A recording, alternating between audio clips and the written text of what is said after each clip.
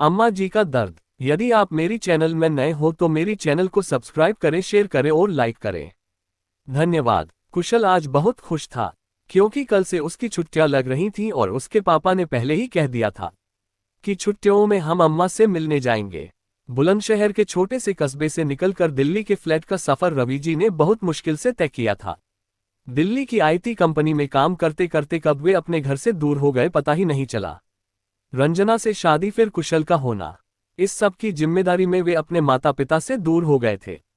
रवि जी की मां, जिसे पूरा कस्बा अम्मा के नाम से जानता था, इसलिए रवि भी मां को अम्मा कहते थे। पापा के मरने के बाद रवि ने बहुत कोशिश की कि अम्मा को दिल्ली ले आए, लेकिन अम्मा केवल एक बार दिल्ली आई थी। 2 दिन बाद ही वो बोली, पता नहीं तुम लोग कैसे इस डिब्बे में रह लेते हो बेटा, मुझे तो तू गांव ही छोड़ा। जब तक 4 लोगों के सुख दुख में हिस्सेदारी न हो कैसा जीवन। यहाँ तो कोई एक दूसरे से बात तक नहीं करता।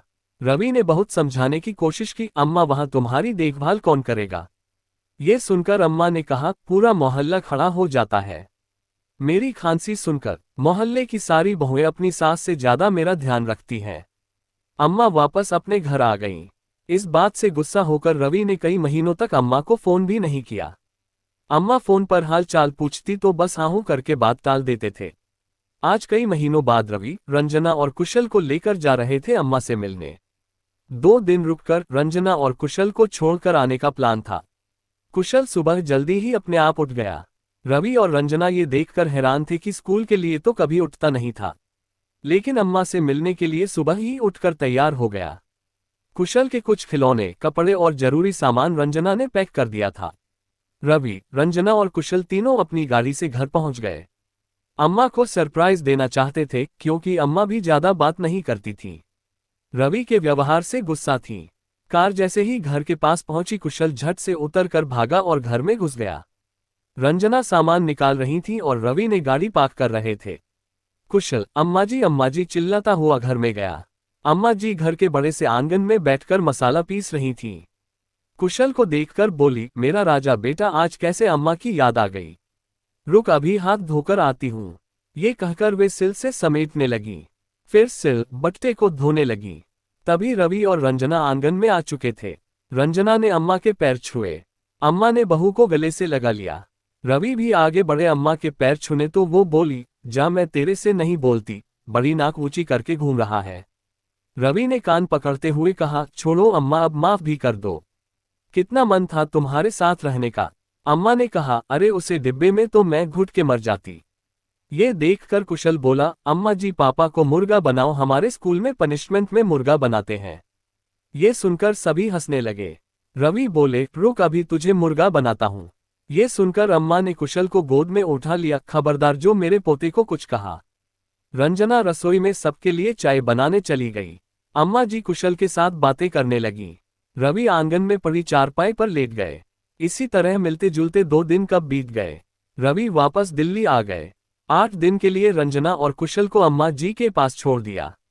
अम्मा जी शाम को कुशल को लेकर निकल जाती। पूरे मोहल्ले में हर छोटा बड़ा उन्हें झुककर प्रणाम करता, बहुएं पैर छूती। अम्मा जी पूरे मोहल्ले का हालचाल पूछती। यही रोज का काम होता था। घर पर भी सुबह से शाम तक कोई न कोई अपनी परेशानी लेकर अम्मा जी के पास आता रहता था। अम्मा जी हर किसी की बातें सुनकर उसे सुझाव देती थीं। किसी किसी को डांट भी देती थीं, लेकिन कोई उनकी बात का बुरा नहीं मानता था। हंसकर सब उनकी डांट खा लेते थे, जानते थे उनकी डांट में कितना प्यार छुपा हुआ है। एक दिन कुशल ने अम्मा जी से पूछा, अम्मा यहाँ कितने मेहमान आते हैं। हमारे दिल्ली में तो कोई नहीं आता। अम्मा जी बोली, तेरा बाप तो पैसे के पीछे भाग रहा है। यहाँ सब कम कमाते हैं, उसमें खुश रहते हैं, एक दूसरे के सुख दुख में खड़े रहते हैं। कुशल बोला, अम्मा क्या हम हमेशा यहाँ नहीं रह सकते। ये सुनकर अम्मा के चेहरे पर एक उदास सी छा गई। फिर वो बोली, बेटा ये घर तुम्हारा ही है, लेकिन तेरे बाप को कौन समझाए, कल मैं मर गई तो वो तो इसे भी बेच देगा। ये सुनकर रंजना ने कहा, अरे अम्मा जी कैसी बात करती हो, अभी तो आपको कुशल के लिए बहू भी लानी है। कुशल बोला, अम्मा जी बताओ न कब लाऊंगी मेरे लिए बहू। अम्मा जी और रंजना दोनों हंस पड़े। फिर अम्मा जी ने कहा, चल शाम को ही तेरी बहू लाती हूँ, नहीं तो तू भी अपने बाप की तरह शहर में कोई ढूंढ लेगा। ये सुनकर कुशल बहुत खुश हुआ, चलो शाम को बहू तो मिल जाएगी। न शादी का मतलब पता, न बहू का, बस बहू चाहिए थी। 10 दिन बाद रवि दोनों को लेने के लिए आए। अम्मा जी के चेहरे पर उदासी छा गई थी। अम्मा जी बोली, अब कब आएगा? रवि ने कहा, अम्मा छुट्टियों में आते रहेंगे। ये सुनकर अम्मा की आंखों नम हो गईं, बोली, मेरे छुट्टी पर जाने से पहले आ जाना। ये सुनकर रवि बोले, अम्मा ऐसी बातें क्यों करती हो? उसके बाद तीनों वापस चले आए। अगले दिन से सब अपने काम में व्यस्त हो गए। करीब 3 महीने बाद एक दिन रवि ने कुशल को रात को जगाया, बेटा जल्दी से तैयार हो जा, अम्मा जी के पास चलना है। कुशल को कुछ समझ नहीं आ रहा था, न छुट्टी है न कोई त्योहार, फिर अचानक अम्मा के पास कैसे जा रहे हैं? रवि, रंजना और कुशल तीनों घर पहुंच जाते हैं। गली के बाहर से ही भीड़ लगी थी। कुशल ने देखा आंगन में अम्मा जी चादर ओढ़े लेटी हैं, पास में दीपक जल रहा है। रवि और रंजना दोनों रो रहे थे। कुशल अब समझ चुका था कि अम्मा जी नहीं रही। रवि की गोद में बैठा वह एकटक अम्मा जी को देख रहा था। फिर वह उठा और अम्मा जी के पास बैठकर कहने लगा, अम्मा जी चलो ना मेरे लिए बहू देखने। ये सुनकर रंजना जोर जोर से रोने लगी। रवि ने कुशल को उठाकर गोदी में बिठाया। देर रात तक कुशल अम्मा जी को निहारता रहा। सुबह जब उसकी आंख खुली तो वह घर के एक कमरे में था। वह उठकर भागता हुआ बाहर आया। अम्मा जी वहां नहीं थी। कुछ औरतों के साथ रंजना बैठी रो रही थी। कुशल ने रंजना को झकझोरते हुए कहा, अम्मा जी कहाँ चली गईं? कौन ले गया उन्हें? रंजना ने कुशल को संभालते हुए कहा, बेटा वो भगवान के घर चली गईं। अंतिम संस्कार करके जब रवि वापस आए तो कुशल उनसे लिपट कर पूछने लगा, अम्मा जी को वापस ले आओ पापा। रवि ने कुशल को गोद में लेकर बहुत प्यार से समझाया कि अम्मा जी भगवान के पास चली गई हैं। 13वीं के बाद जब शहर जाने के लिए सब गाड़ी में बैठ गए, रवि ने घर को ताला लगा दिया।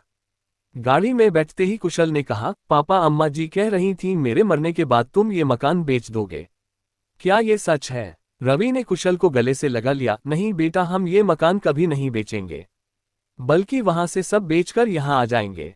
काश मैं अम्मा का कहना मानकर उनके साथ रहता तो अंतिम समय में अम्मा के पास होता। पूरी कहानी सुनने के लिए धन्यवाद।